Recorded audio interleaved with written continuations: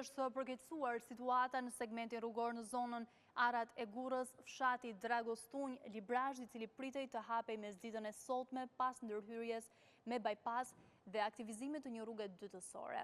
Agjencia Kombëtare e Mbrojtjes Civile informon se rruga dytësore e hapur për kalim provizor ka pësuar fundosje dhe rëshitje toke, duke dëmtuar punimet e kryera dhe duke bërë segmentin aktualisht të pakalueshëm. Rëshitja masive tokës ka dëmtuar edhe trasen e re të korridorit 8, duke marrë me vete muret mbrojtëse. Për arsye sigurie janë tërhequr mjetet e firmës zbatuese dhe është ndaluar qarkullimi i mjeteve dhe këmbësorve. Në rrezik ndodhet dhe linja e furnizimit me energji elektrike, e cila do të stakohet nga ora 10 deri në orën 17 dhe do të tokësohet.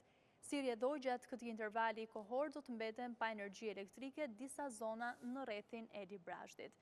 Strukturat shtetërore do të kryejnë një rivlerësim urgjent gjeologjik dhe teknik, pasi terreni paraqitet i paqëndrueshëm dhe sfidues për ndërhyrje. Bllokimi prej më shumë se 2 ditësh ka bllokuar totalisht lëvizjen drejt juglindjes, ndërsa Agjencia Kombëtare e Mbrojtjes Civile fton qytetarët të ndjekin vetëm njoftime zyrtare të autoriteteve për çdo përditësim mbi situatën.